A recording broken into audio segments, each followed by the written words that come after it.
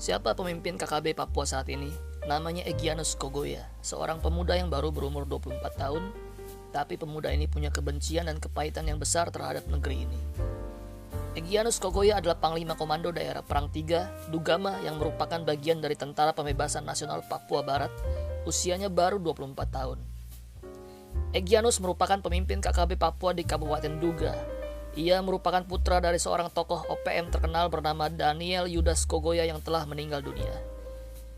Egyanus, pemuda kelahiran tahun 1999 ini, punya segudang kebencian dan kepahitan saat tumbuh dewasa di Kabupaten Duga. Ceritanya bermula saat Egyanus Kogoya dikirim ke Wamena untuk bersekolah di usia 12 tahun.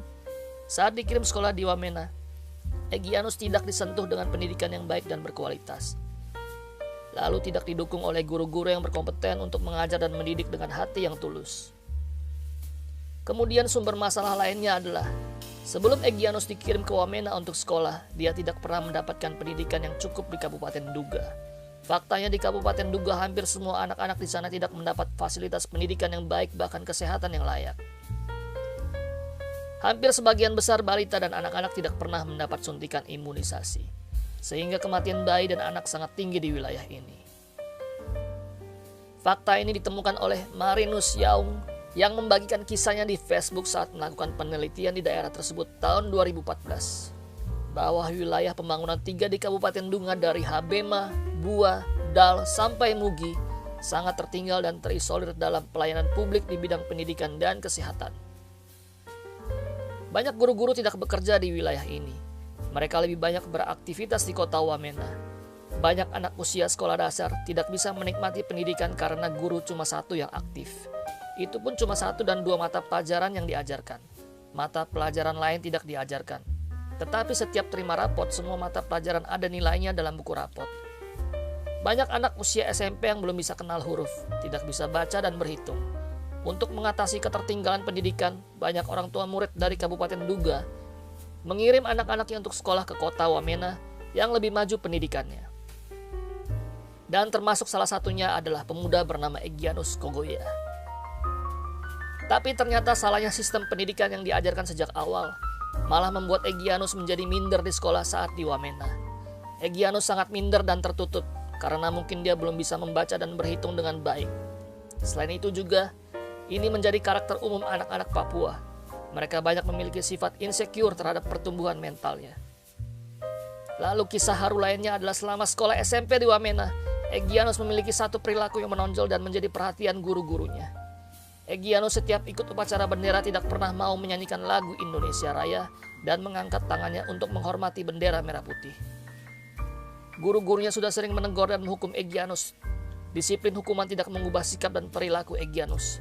Bahkan kadang Egyanus mendapat kata-kata kasar, penuh hinaan dan direndahkan. Disinilah letak persoalan banyak guru-guru di Papua, baik guru orang asli Papua maupun non-orang asli Papua.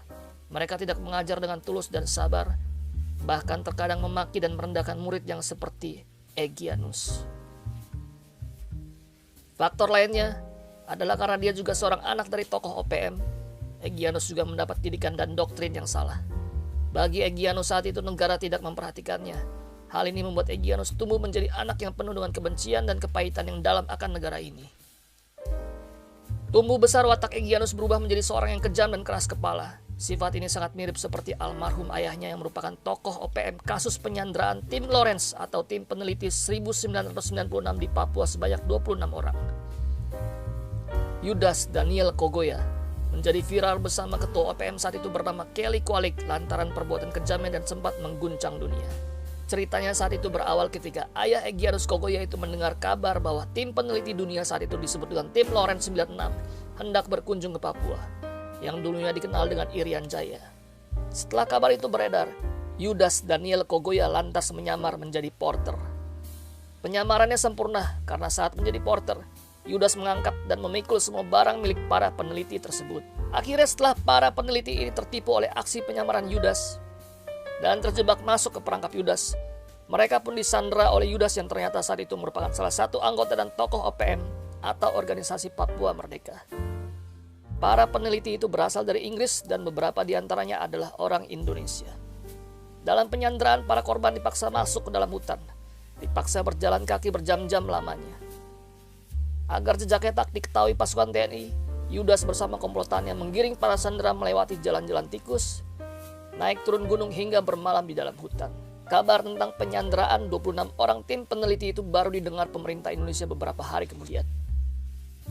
Seperti tersambar petir di siang bolong, Panglima Kostrad yang kala itu dijabat oleh Brigjen TNI Prabowo Subianto langsung beraksi dan mengambil tindakan. Sosok yang kini mengemban tugas sebagai Menteri Pertahanan RI itu langsung menyusun rencana untuk membebaskan para sandera.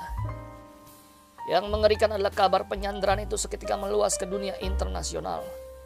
Pemerintah Inggris langsung turun tangan dengan menghubungi Yudas Daniel Kogoya. Ketika bernegosiasi, pemerintah Inggris sempat meminta agar Yudas Daniel Kogoya membebaskan para tawanan dengan imbalan uang. Namun Yudas menolak tawaran tersebut dengan mengatakan, "Saya minta ubi, jangan diberikan kue." Paham?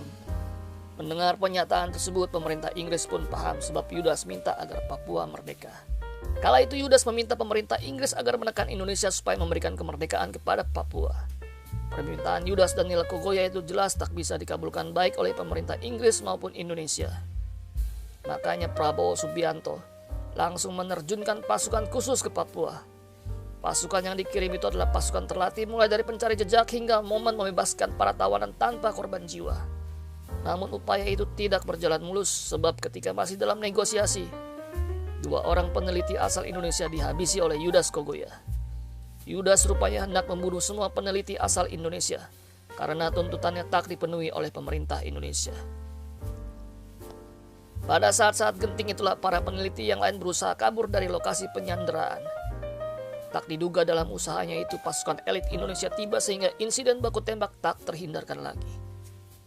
Mengingat yang datang adalah pasukan elit sehingga kelompok kriminal pimpinan Yudas Kogoya pun tak berkutik. 22 tahun berlalu. Egyanus Kogoya yang merupakan anak dari Yudas Kogoya sudah tumbuh menjadi pemuda yang besar. Dan aksi penyanderaan terulang kembali di tahun 2018.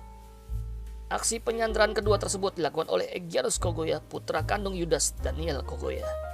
Dalam kasus ini Egyanus Kogoya menyandera sekitar puluhan karyawan PT Istaka Karya. Dan dari balik tempat penyanderaan, Egyanus Kogoya dengan pasukannya membunuh 19 orang karyawan PT Istaka Karya. Kasus ini seketika mencuatkan nama Egyanus Kogoya dan sejak itu yang bersangkutan menjadi buronan aparat keamanan.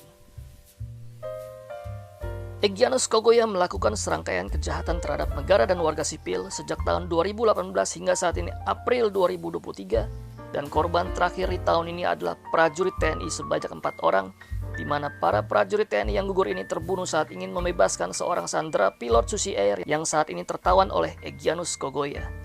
Demikianlah kisah seorang Egyanus Kogoya, pemuda Papua yang lahir dan tumbuh menjadi seorang yang kejam dan penuh kebencian. Dan apa yang dia lakukan saat ini persis sama seperti yang dilakukan oleh almarhum ayahnya Yudas Kogoya di tahun 1996 atau 27 tahun yang lalu. Fakta ini tentu merupakan sejarah penting bagaimana konflik di Papua saat ini lahir karena kurangnya perhatian negara terhadap rakyat Papua di tahun-tahun sebelumnya. Meski saat ini setelah Jokowi memimpin negara ini, Papua kemudian menjadi prioritas penting dalam pembangunan infrastruktur. Tapi kepahitan seorang anak Papua yang bernama Egyanus Kogoya tentu sulit dihilangkan begitu saja oleh dirinya. Kisah kelam hidupnya yang cukup panjang dan juga aksi balas dendam seorang anak terhadap negara atas perlakuan ketidakadilan terhadap kelayakan kesetaraan penduduk di republik ini. Tapi saat ini negara harus melakukan keputusan yang tepat dan persuasif. Negara harus memberikan perhatian khusus untuk Papua. Banyak orang-orang yang pandai berdiplomasi di negara ini dan kita juga bisa menggunakan pihak mediasi negara ketiga untuk mencari kesepakatan terbaik bagi republik ini. Terima kasih, sampai jumpa di video berikutnya.